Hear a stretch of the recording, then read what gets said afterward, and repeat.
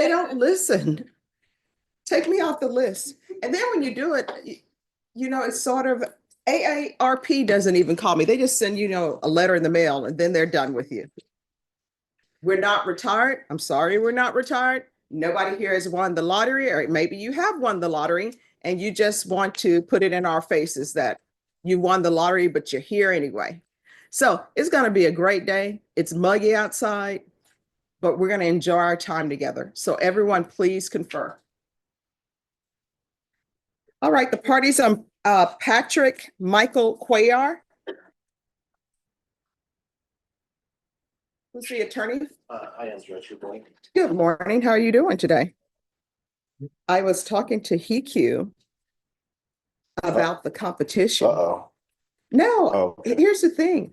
I think she did great. I know that you all had posted that she was, having a bad time, but I think it's fabulous. In my school, and this is what made me not do gymnastics, although as growing up as a child, the curb on the side, you would always pretend like that's your balance beam, right? And I was good on the curb balance beam, but when we got to school, they didn't start us out on the beam that's just on the floor. You're on the beam. And I stood next to, yes, I stood next to it.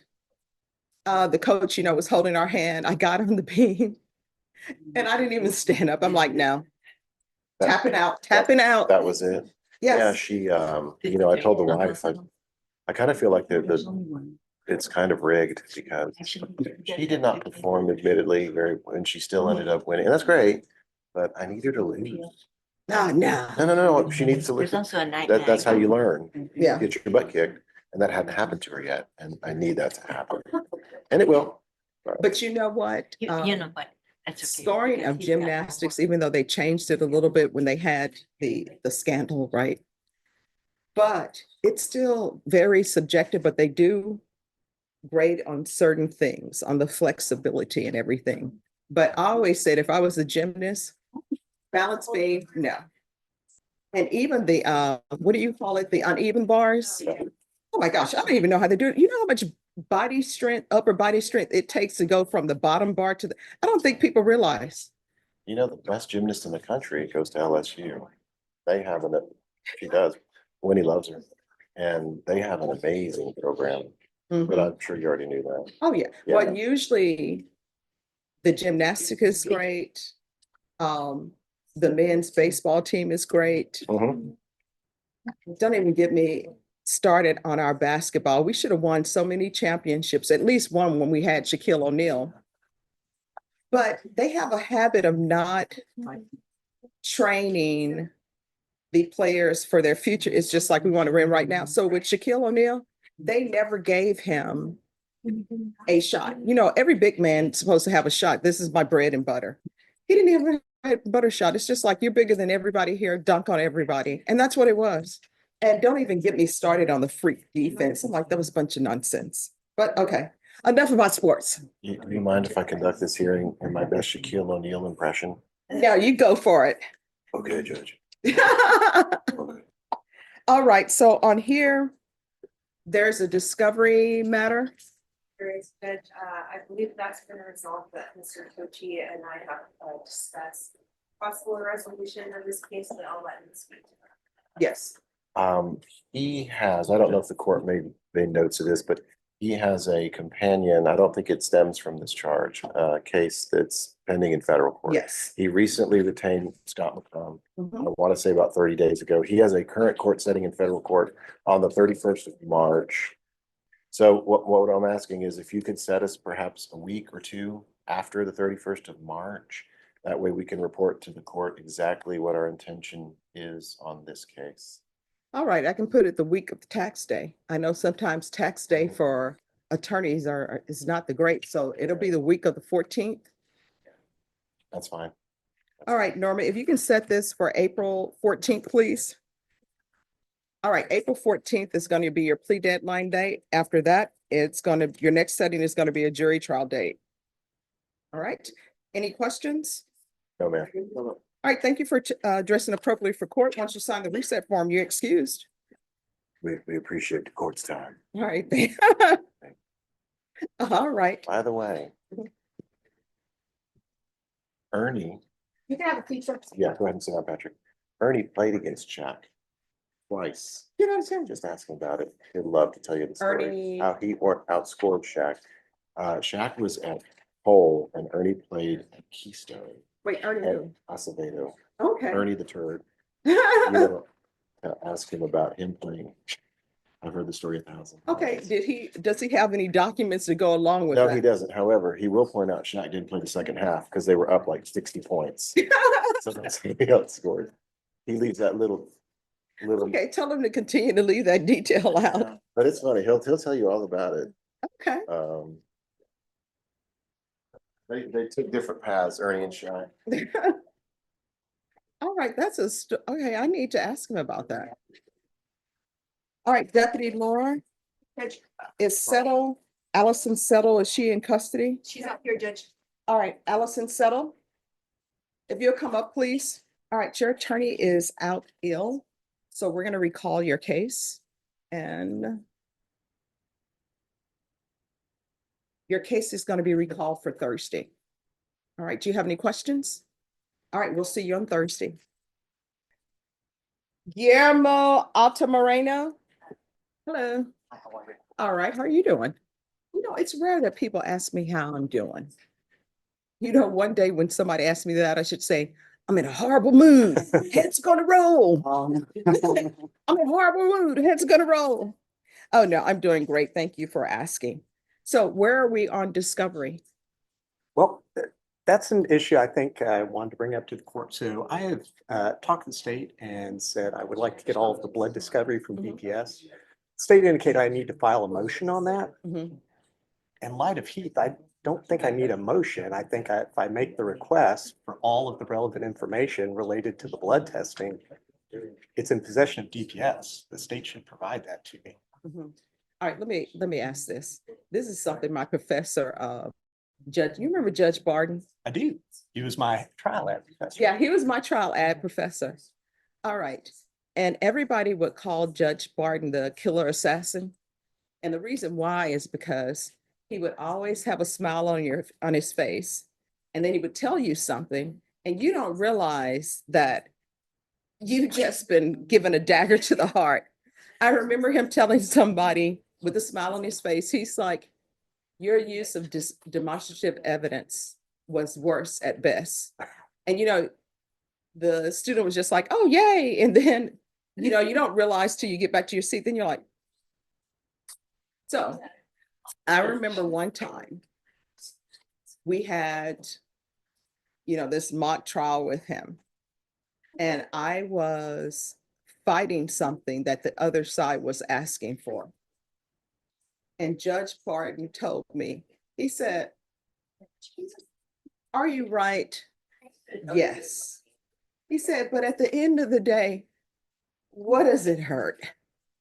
So it's like, are you right? But at the end of the day, I know the reason why she's asking for it because normally attorneys just come up with their agreed blood discovery order.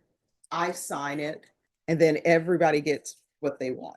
I mean, is this the hill we're all planning on dying on? Do we really need to down this hill? I don't think so. So if you'll just give it to her, I'll sign it. That's fine, Judge. All right. We're not trying to make anything more difficult for anybody. I know you're not. I appreciate that. And so, is he right? Yes. So I want to let you know he is, but it's just to move things along fairly quickly, okay? All right. So with the blood discovery, I will tell you there's been a major delay. So how long do you think it will be for him to have access to that? And see, and here's the other thing, the reason why I would prefer defense attorneys doing the blood discovery, because sometimes there's something extra you want. And I've learned the hard way that the state will just turn it over to you. And then, you know, I've set it out for 90 days, then we come back at day 90 and the defense will say, I got this, but I want this, this, and this too. So that way, if you prepare the order, I'll sign it and then they'll know, DPS will, to give you everything that you're asking for. All right, so let me ask you this. When you think you'll have the order ready, because that'll depend on, that will help me know what date to put the return date for. for you all to come to? I mean, I expect we will get that filed in the next day or two. All right. And can you make sure that in that order you put everything you want, if you want certain analyticals or whatever? Yes. All right. So what I will do then, since they're saying it's 90 days out, we're going to put it at day 90 for you all to come back. All right, Ms. Ferguson, I need a 90-day reset. All right, it will be May 5th. Is that good for you, council? That should be good. Let me double check my calendar. Yes, that's perfect, Your Honor. All right, so we're going to come back on May 5th. Council, if we're getting close to May 5th and you see that maybe something is not going to be ready, if you all can come in earlier and you can appear by Zoom if it's not going to be ready, and then we can figure out what needs to be done for us to get whatever information. All right, is there anything else? No, Your Honor. All right, thank you so much for dressing appropriately for court. Once you sign the reset form, you're excused. If you'll have a seat, your attorney will bring it to you. One quick logistical Yes. question here. As far as the order for the blood discovery, Mhm.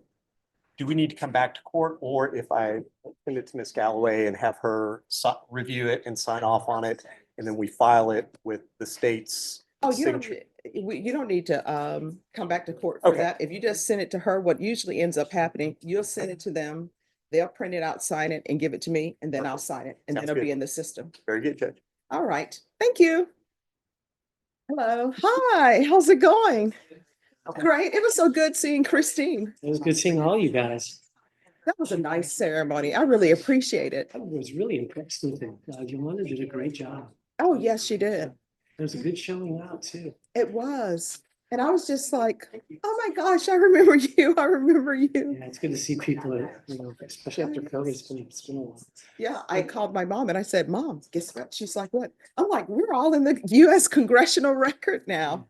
So that is so awesome. And Mom's speech was, Yeah. hard times right now. It was nice to hear them speak. And see, I spoke you into the universe, you and Christine. Now you're in felony court. So that is so awesome. Well, I don't have anything today. It's off docket. But I'm just going to see if I can reach out to one of the prosecutors and talk about a case. Thank you. You're in a trial. No, we have a bench trial starting at 11. Okay. Could I see Neville's, please?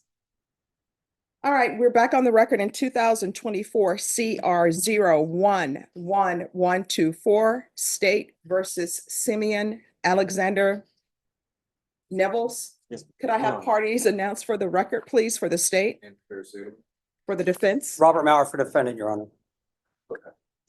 And are you Mr. Neville's? Yes, sir. All right. So yesterday we had a hearing on a motion to suppress. The officer was called as a witness and you were also called as a witness. The state entered into evidence without objection, State's Exhibit number 1, which is a DVD of the stop of the vehicle and also the entirety of the interaction with the officer on the date of the alleged offense. And counsel, if you could give that to the court reporter so they can have it in their record, please.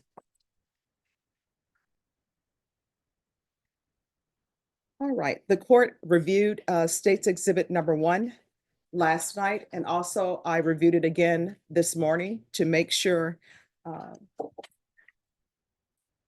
there's a lot of coming from that room. All right, the court reviewed it again this morning just to make sure that I had everything that I was looking for with regards to State's Exhibit number 1. And also with regards to both the testimony of yourself and of the officer. All right. The court. That's a lot of noise. All right.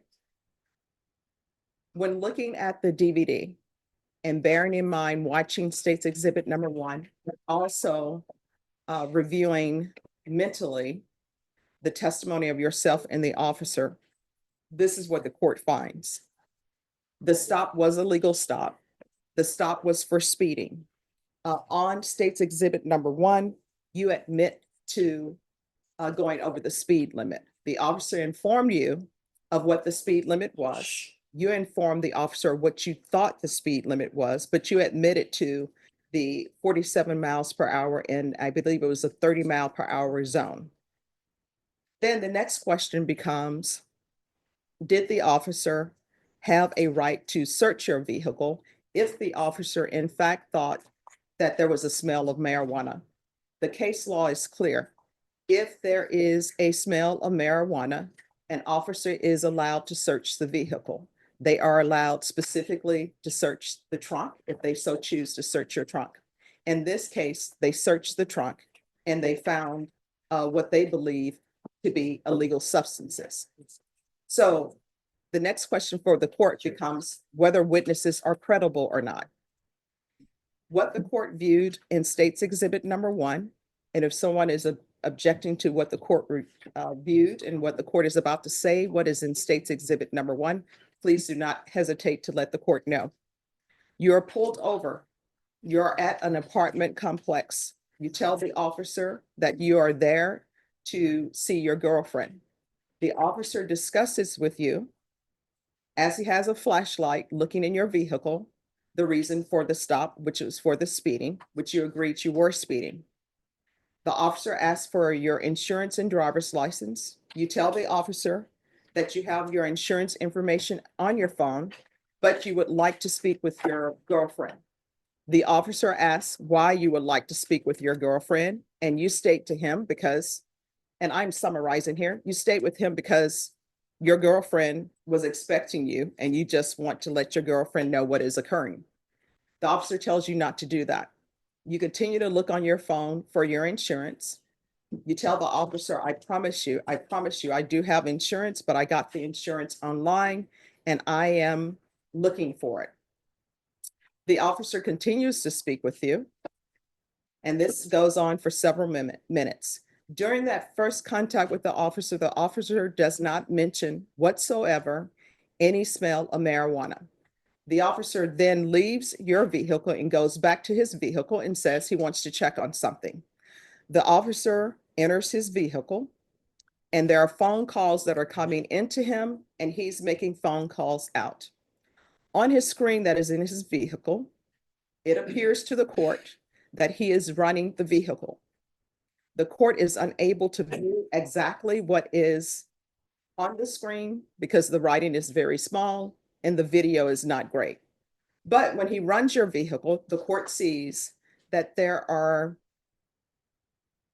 green lettering throughout the screen.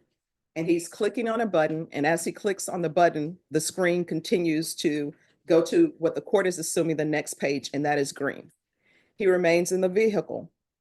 Another call comes in, and then either he sends a call out or a call comes in to him, and he lets them know what's going on, and he says in the phone, I need PC for this vehicle.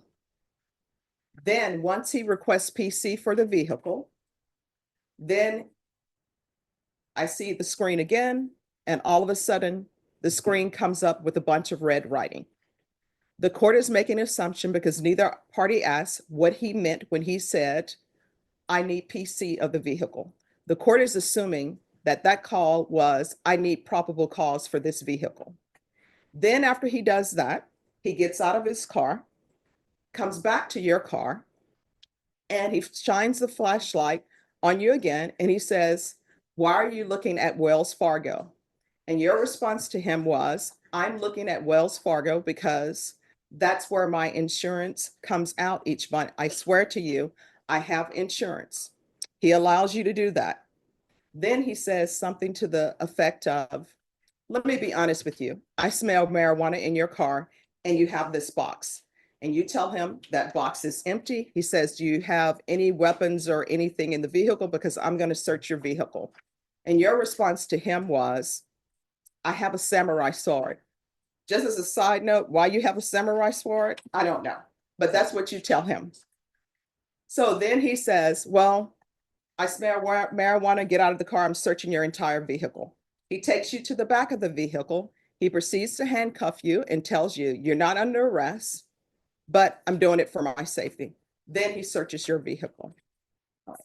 The court is going to find that the state's witness was not credible. And so I'm going to grant the motion to suppress, not based upon the fact that the search was improper or illegal. I'm basing it on the fact that the officer was not credible when the officer stated that he smelled marijuana in your car. And the reason for that is because on first contact with you, and he was with you for several minutes, he never mentioned marijuana. The only time he mentioned marijuana is when he went to his car. He ran your vehicle the first time, then he ran it the second time after calling someone and saying that he needed PC on the vehicle. The court is assuming that PC means probable cause to search, and he's looking for that and asking for them to give him PC. I could not understand or hear what conversation was going with whatever party he was on the phone with. But if he's asking someone for PC to search your vehicle, that means in the court's mind that he wasn't credible when he said he smelled marijuana. Anything else from either side? No, Judge. Yes. Thank you. Thank you, Judge. May be excused? Yes. Wilfredo, Maria, have you all had a chance to review this? Yes. Do you have my copy? Yes, Okay. exactly. All right, thank you. Losing my mind, Your Honor. Right.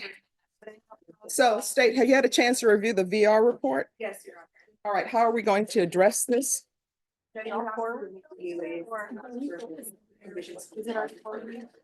All right, so, sir, we're not on the record. Here's the thing. You're on for a DWI third. You're not allowed to drink alcohol at all. Do you understand? And so I'm going to tell you, this is your first violation report. Do not come back to me if this happens again and blame it on mouthwash or anything that has alcohol in it. You're not allowed to drink mouthwash. You're not allowed to drink NyQuil. You're not allowed to do anything of that nature. Do you understand? Yes. All right, this is what the court is going to do. I'm going to continue ignition interlock and drug alcohol testing. I'll ask that the fees are waived, but I'm going to order 120 sober meetings.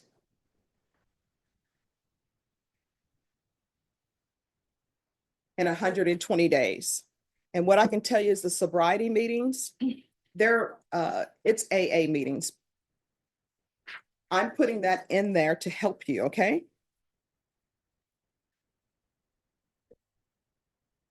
So you're gonna have to start going to sober meetings starting today. And they are throughout the city. So it doesn't matter what side of town you live on, you will be able to find a sober support meeting. Do you understand? Those are AA meetings, Your Honor? Yes, they're AA meetings. I'll help him with that, Judge. All right, thank you. And you need to do your first one today. Do you understand? First one today. We'll look on the AA meetings. I'll help you on. Okay, that's okay. All right, so first one starts today. Now, counsel, on this case, where are we on discovery? I don't think he's been indicted, Judge. Has he? Yes, he's been indicted. I don't think we've had have we had a setting? Let me see if we have an upcoming setting. Please, Judge, I'm drawing a blank. I just don't think. No problem.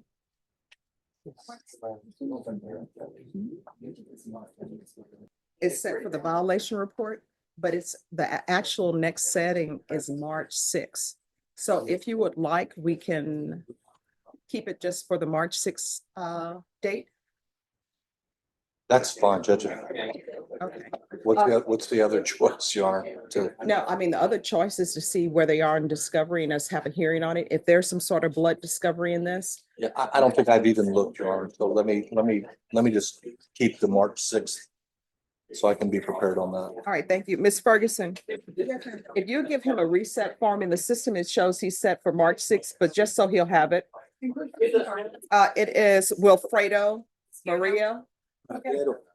I know, I'm working on it. I don't know what to do with all the R's. Okay, pronounce it for me one more time. Say it one more time. Marrero. Marrero. Right. All right, Marrero. I'll remember that. It's from Puerto Rico, Judge. Okay. Okay, I need to get to Puerto Rico at least once. What should I see when I go to Puerto Rico? The best one, Oh, you just tell me where, if I'm going there. You have a different place, good. San Juan, Lupillo, Okay. Ponce. All right, I'm telling you, that it is on my list. I don't have bucket lists anymore because I think that has a negative connotation. I just say, this is where I want to go. Somebody Like go, a place for see, you go Vieques.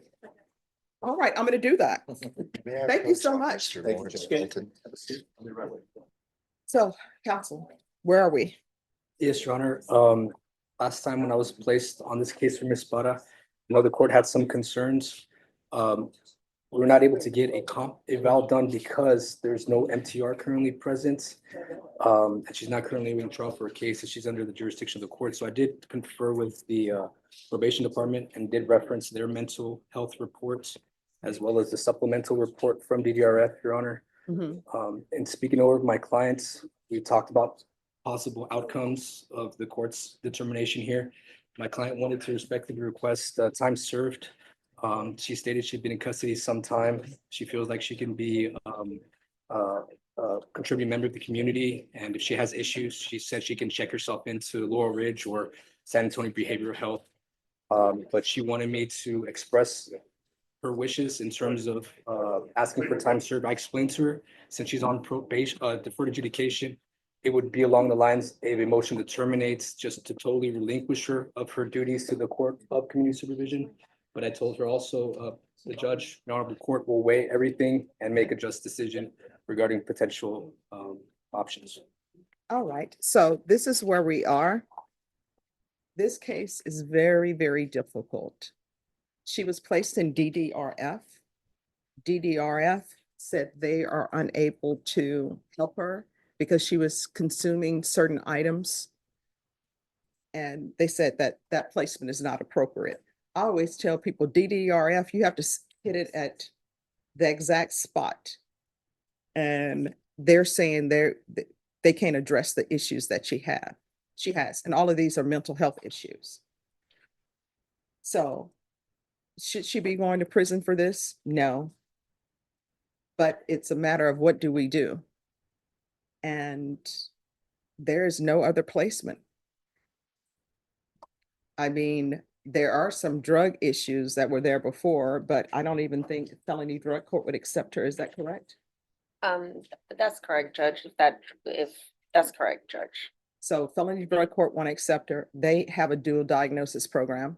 DDRF will not accept her. She was in DDRF, but they couldn't stop her from consuming the items that she was consuming, which is a danger to her as well as a danger to the status of the facility.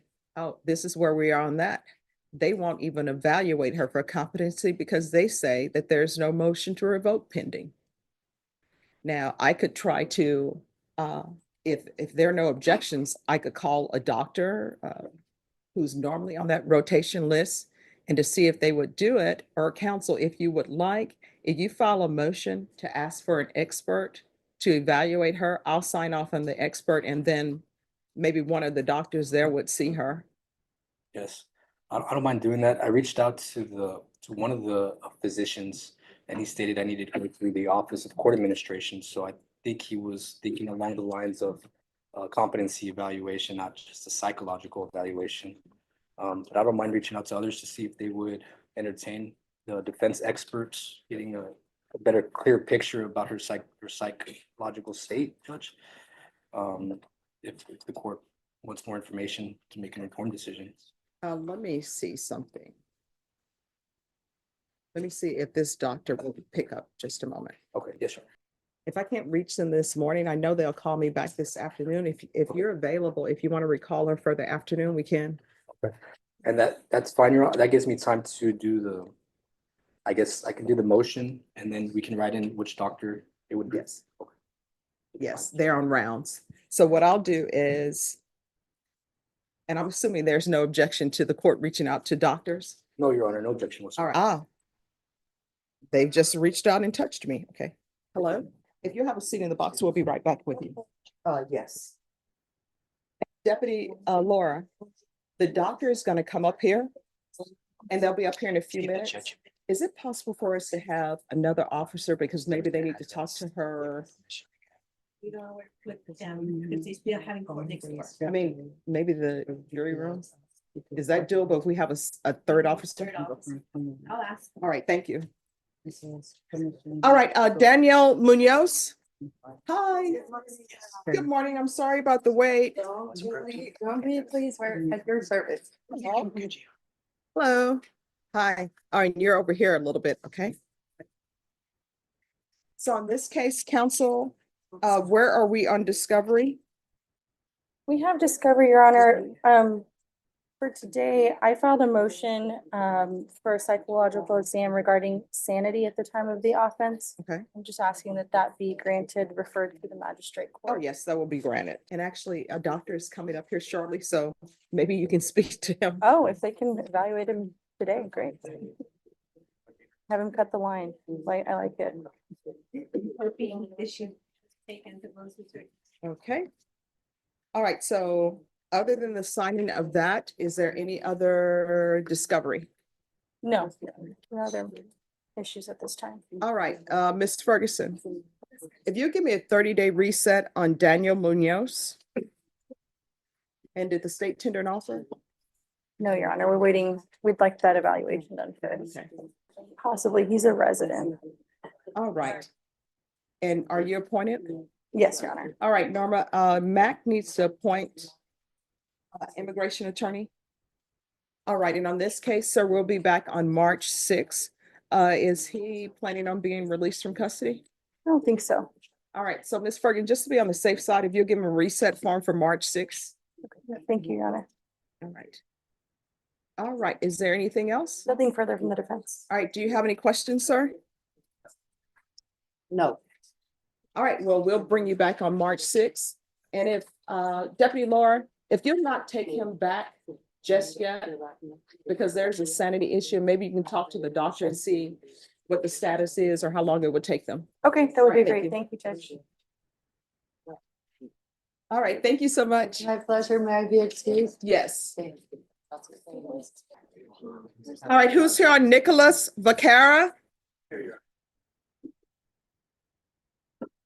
All right, did you review with the state the violation report? We did, Your Honor. All right. Good morning.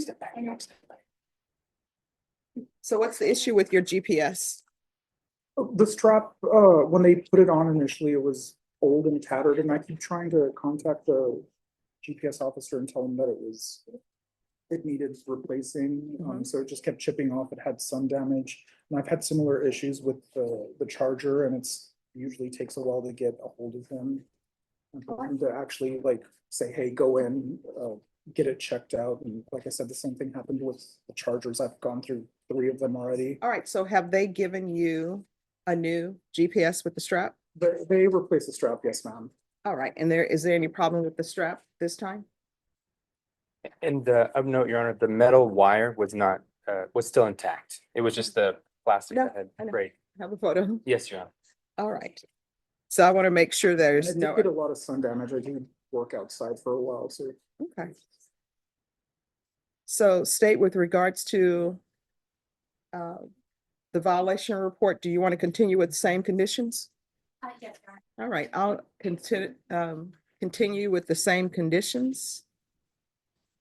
Now, the next question, is this set only for the violation report today? Yes, Your Honor, it is. Right. So what we'll do is we'll continue with the same conditions. I've just added that I'm requesting that the fees be waived, but I can tell you right now, they're not going to waive the fees, okay? But just so you so know. what's the fee on it? What's the fee on it? Just to, Oh, you'll have to talk to them. Usually it's 300 a month. Yeah, the monitor. okay. Yes, thank you, Your Honor. All right, thank you. Is there anything else? Nothing, Your Honor. All right, thank you. You're welcome. All right, who is here on Lawrence Felton? Present, Your Honor. All right. Good morning, Judge. Good morning. How are you doing? Not too bad, and yourself? Oh, I can't complain. It feels like a Friday today, and I guess I've just jinxed it. I hope it rubs off on me, Judge. All right, so where are we on discovery? Your Honor, I believe at this time, state's tendered over everything it has in its file. I've spoken with the state, conferred with them this morning. They are very generous in allowing Mr. Felton to apply for pretrial diversion. All right, Ms. Ferguson, I need a PTD date, please. And it's on Felton.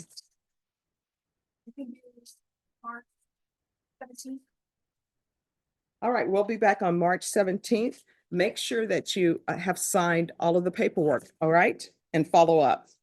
All right, once you sign the reset form, you are excused. Your Honor, I appreciate you. May I be Thank you. excused after I sign the reset form? Yes, thank you. And thank you for dressing appropriately for court. Luis Okora? You need to leave your bag. Oh. You're walking in front of him, okay. All right, so discovery has been acknowledged. And state, were you able to tender an offer? Yes. All right, how old are you? 18. All right, Ms. Ferguson. Recall this for 30 days for a plea deadline date, please. Yes, ma'am, March 6th. All right, so we're gonna come back on March 6th. On March 6th, you'll need to let the court know whether or not you're accepting the state's offer if you've reached agreement. If you're unable to reach an agreement on that date, your next setting will be a jury trial setting. Do you understand? Do you have any questions? All right, thank you for dressing appropriately for court. Once you sign the reset form, you're excused. Thank you. You're welcome. And everyone, just give me a moment. Hi, Dr. Jumis. Hi, thank you so much for coming. My pleasure. All right, so actually, you know, I always say you give people an inch and they take a mile. I've heard that. So we have her, but there's also someone else that they said they wanted a sanity evaluation. And I don't know if you have an idea of how long those are taking. I mean, I'm looking at like 3 weeks and then it takes a month to get the report. Okay, all right, thank you so much. Your Honor, briefly, while Mr. Jumis is here, I believe we just had a question for the court real quick. Speaking over the matter with Dr. Jumis, it seems like, I believe my client to be competent right now. I think she knows the process, but I think she would more so potentially benefit from a psychological exam. And Dr. Jumis was explaining to me that you do either, as long as it's ordered by the court. So Well, I tell you what I will do. I will, if you want to, are you able to do outside contract work? Dr. Jimmers, defense expert. as a defense expert, or do you just want an order? I can, but I guess in this case, I prefer an order just because I think that's what we were doing. Okay, all right, so yes, I'm ordering you to do a psychological and also a competency if you would like both. Okay. All right, Thank you, whatever Your you Honor. all feel is appropriate. Yes, Your Honor. All right, thank you. Vincent Marino? All right, counsel, where are we on? Oh. You're not the counsel. How are you doing? You're counsel. Yes, sir. Oh, no, come up. So where are we on discovery? Everything is satisfied, Judge. We have applied for PTD. The state offered it and we applied for it. I turned the application in. All right, Ms. Ferguson, I need a PTD date, please. March 17th. All right, you'll be back on March 17th. All right, once you sign the reset form, you're excused. Thank you for dressing appropriately for court. All right, have a good day. Thank you. All right, court is calling 2024 CR 008-136 State versus Eduardo Porter III. Can I have parties to announce for the record for the state? Jerry Kagan on behalf of Eduardo Porter. And are you Mr. Porter? Yes, ma'am. All right, according to the plea bargain agreement, the defendant entered a plea of no contest to count 1 and count 2. The court found there was sufficient evidence to find you guilty. The court deferred finding of guilt as you've applied for deferred adjudication. Count 3 was waived without objection. According to the plea bargain agreement, punishment is to be assessed at 7 years in the prison. There's a $2,000 fine. The state is silent on your application. And there is to be restitution, if any, and no contact with the complainant. All right. Defense, do you have any evidence to submit? No evidence, Judge, just argument based off the PSI. All right, the court will hear argument. Well, Judge, I wanted to draw the court's attention to page 7 of the PSI where they ask him if he gets granted the probation, how would this improve his life? And his response is, the Center for Healthcare Services has helped me a lot. I am more laid back and chilled. the injection is a mood stabilizer, referring to Abilify. As part of his conditions with pretrial services, he was required to participate with the Center for Healthcare Services. He's been on bond, I want to say about a year and a half. And he hasn't picked up any violations, hasn't picked up any positive UAs. And apparently, Center for Healthcare Services is helping him a lot. With respect to the TAP evaluation, I see that there's no major drug problem, well, no drug problem at all. Almost no drug history. And with respect to priors, he's never been in prison, never been in jail. He's had a couple of cases that have all been dismissed. And I was going to mention something else about the drug history, but I can't remember. That being said, since it is a silent offer, we'd ask the court to go ahead and grant his application for deferred. I see here that they're recommending he continue working with the Center for Healthcare Services, anger management, aggressive driving, field visits, and UAs for the first 60 days, once a week, I believe. So we would ask the court to go ahead and grant his application for deferred. All right, so here's the court's question, and maybe counsel, you can help me, or maybe your client can help me with this question.